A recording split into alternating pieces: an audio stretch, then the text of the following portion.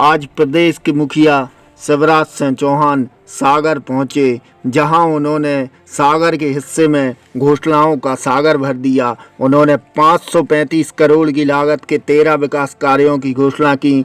साथ ही कार्यक्रम में 370 करोड़ के विकास कार्यों का भूमि पूजन व शुभारंभ किया। उन्होंने कहा कि जिले के 20,000 किसानों के खाते में 400 करोड़ रुपए की राशि भी एक क्लिक के माध्यम से ट्रांसफर की जाएगी। दोपहर में खेल परिसर मैदान में आयोजित कार्यक्रम से पहले पत्रकारों से चर्चा करते हुए सीएम ने सागर में होने वाले विकास कार्यों की रूपरेखा बताई। उन्होंने कहा कि आत्मनिर्भर मध्य प्रदेश और प्रगतिशील सागर के तहत सुनियोजित विकास किया जाएगा। सागर हेरिटेज शहर भी है।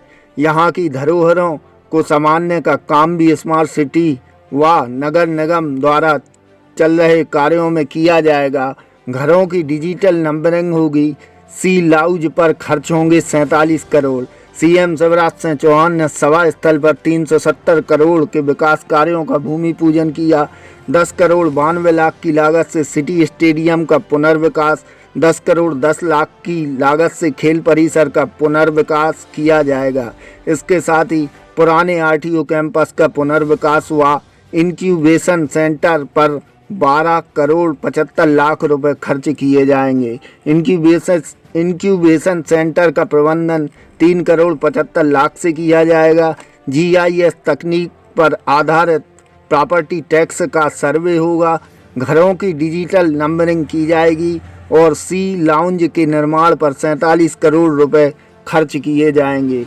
इस तरह 370 करोड़ की लागत से शहर में विभिन्न विकास कार्य किए जाएंगे। यही नहीं, सीएम शिवराज सिंह चौहान ने विपक्ष को भी जमकर आड़े हाथों लिया।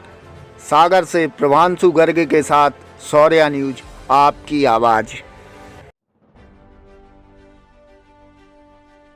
एक और बड़ा फैसला हमने किया है और वो फैसला है स्वामित्व योजना। उसके लिए भी मैं प्रधानमंत्री जी को बधाई देता हूं। गांव में अपने पास जमीन है जिस पे मकान बने हैं। वो मकान आपके नाम है क्या? अरे मकान कोई के नाम है क्या? कोई के नाम नहीं है। उस मकान पर लोन ले सकते हैं क्या? कोई लोन नहीं ले सकते। उस मकान की कोई कीमत नहीं है। तो सुनो मध्य प्रदेश के बहनों और भाइयों, अब गांव में हमारे पास जो मकान है उसका सर्वे करके स्वामित्व का अधिकार आपको दिया जाएगा। वो मकान वैधानिक रूप से आपका होगा और उसके बदले में आप चाहें तो बैंक से लोन भी उठा सकते हैं, उसका और उपयोग भी कर सकते हैं। अभी अगर हमको लोन चाहिए तो लोन लेने के लिए एनओसी लेनी पड़ती है। एनओसी बैंक में एनओसी के लिए जाने के लिए कितने चक्कर लगाने पड़ते हैं। अब आप चिंता मत करना, आपको एनओसी के लिए दफ्तरों के चक्कर लगाने की जरूरत नहीं है। 31 से ज्यादा बैंकों को ऑनलाइन बंधक सुविधा से हमने जोड़ा है और किसान को केवल बैंक में आवेदन भर करना है। सारी प्रक्रिया बैंक अब ऑनलाइन करेंगे और आपको ऑनलाइन ही एनओसी मिल जाएगी, जाने की जरूरत नहीं है। 400 करोड़ अभी डालें, फरवरी में 400 करोड़ फिर डालूंगा और मार्च में फिर 400 करोड़ डालूंगा। अरे बड्डे क्या गड्ढे कर दूंगा, चिंता काय को करते हो। अगली किस्त फिर किसानों के खाते में राहत की राशि की जाएगी। राहत की राशि के भी 4,700 करोड़ रुपया किसानों के खाते में आएंगे। चिंता मत करना, शिवराज सिंह चौहान पाई पाई देगा। सुशासन देना, अच्छा राज देना, ये हमारी जवाबदारी है। उससे हम पीछे नहीं हटेंगे। और किसान भाइयों, 41 लाख हेक्टेयर जमीन में अभी सिंचाई की व्यवस्था 41 लाख हेक्टेयर में की, अब बढ़ा के 65 लाख हेक्टेयर जमीन में सिंचाई की व्यवस्था की जाएगी। अकेले बुंदेलखंड में पंचम नगर सिंचाई परियोजना 674 करोड़ 90 लाख की, कड़ान मध्यम सिंचाई परियोजना 385 करोड़ 79 लाख की, बंडा बृहद सिंचाई परियोजना 2610 करोड़ 54 लाख की हनौता बृहद सिंचाई परियोजना, 1392 करोड़ 82 लाख की बीना संयुक्त एवं बहुउद्देशीय परियोजना, 3255 करोड़ 31 लाख की कैत मध्यम सिंचाई परियोजना, 162 करोड़ 47 लाख की और आपचंद मध्यम सिंचाई परियोजना 162 करोड़ 66 लाख की 8644 करोड़ रुपए की योजनाएं अकेले बुंदेलखंड की धरती पर चल रही है। बुंदेलखंड की एक एक इंच जमीन में सिंचाई की व्यवस्था की जाएगी और इसके बाद उत्तर प्रदेश के साथ मिलकर हम लगभग अंतिम निष्कर्ष पर पहुंच चुके हैं। कैन बेतवा जोड़ो अभियान भी प्रारंभ किया जाएगा और पूरे बुंदेलखंड की जमीन में धरती में सिंचाई की व्यवस्था की जाएगी। रेवेन्यू के मामले थे उसमें हमने क्रांति की है। अब जैसे आपको आय प्रमाण पत्र चाहिए, मूल निवासी प्रमाण पत्र चाहिए, सुशासन के लिए मैं कह रहा हूं, तो हमने तय किया है अब दफ्तरों के चक्कर लगाने की जरूरत नहीं है।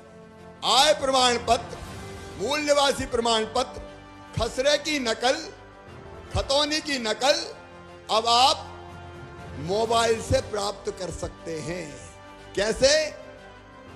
181 पे फोन करो, मोबाइल से अपना आधार नंबर डालो और उसके बाद आधार नंबर डालने के बाद वो जो जानकारी मांगते हैं फोन पे ही देने के बाद आपको व्हाट्सएप के माध्यम से खसरे की नकल आपके मोबाइल पे आ जाएगी और आप उसको निकाल के अपना काम कर लो। दफ्तर में चक्कर लगाने की जरूरत नहीं है।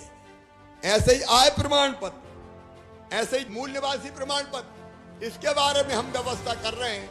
बताओ अगर ऐसा हो जाए कि दफ्तरों के चक्कर ना लगाना पड़े, मोबाइल पे मिल जाए तो अच्छा होगा कि नहीं होगा? और से बताओ, अच्छा होगा कि नहीं होगा? अच्छा होगा। काय के लिए दफ्तरों में चक्कर लगाएं? आयुष्मान भारत योजना, मोदी जी का मैं अभिनंदन करता हूं।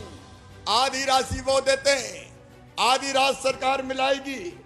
आयुष्मान भारत योजना के अंतर्गत आज आपको फिर से जानकारी दे रहा हूं, जिसका कार्ड नहीं बना हो बन जाए। 5 लाख रुपए तक का गरीब का इलाज सरकारी में नहीं, केवल प्राइवेट अस्पताल में भी फ्री में किया जाएगा। साल में 5 लाख रुपए तक का इलाज। और सुनो मेरी बहनों, आज सागर में कह रहा हूं, अभी तक हैंडपंप में पानी भरते हैं, पानी भर भर के हालत खराब हो जाती है। हैंडपंप में लाइन लगाओ और बेटा को तो पानी भरने भेजती नहीं हो, बेटियों को भेज देती हो कि जा मोड़ी पानी भर के ला, तो बेटी दिन भर पानी भरती रहे। अब हमने तय किया है 3 साल के अंदर हर गांव में, पूरे मध्य प्रदेश में पाइपलाइन बिछा के, घर में टोटी वाला नल लगा के शुद्ध पीने का पानी दिया जाएगा, ताकि टोटी खोलो तो झरझर पानी आ जाए और मेरी बहन और बिटिया को बाहर पानी भरने ना जा पाए।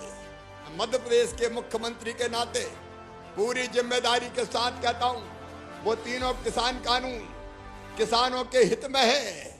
मंडी के अंदर बेचे चाहे मंडी के बाहर बेचे, किसी को तकलीफ क्या है? मंडी बंद नहीं कर रहा है। हमने तो मंडी शुल्क 50 पैसा कर दिया भैया, 2 रुपया से घटा के 50 पैसा हमने किया।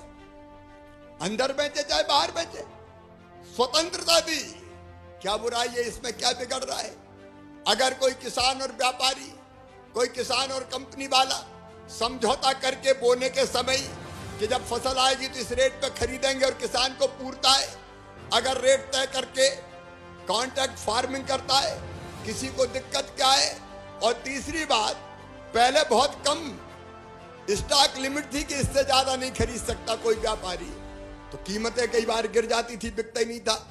अनलिमिटेड खरीदे तो कीमत बढ़े, दिक्कत क्या है? आज एक नहीं अनेकों किसान योजना के माध्यम से मैं मोदी जी को धन्यवाद देना चाहता हूं। एग्रो इंफ्रा फंड के माध्यम से 7,500 करोड़ रुपया मध्य प्रदेश को दिए जा रहे हैं, ताकि कोल्ड स्टोरेज और वेयर हाउस की पूरी चैन मध्य प्रदेश की धरती पर हम बिछा दें।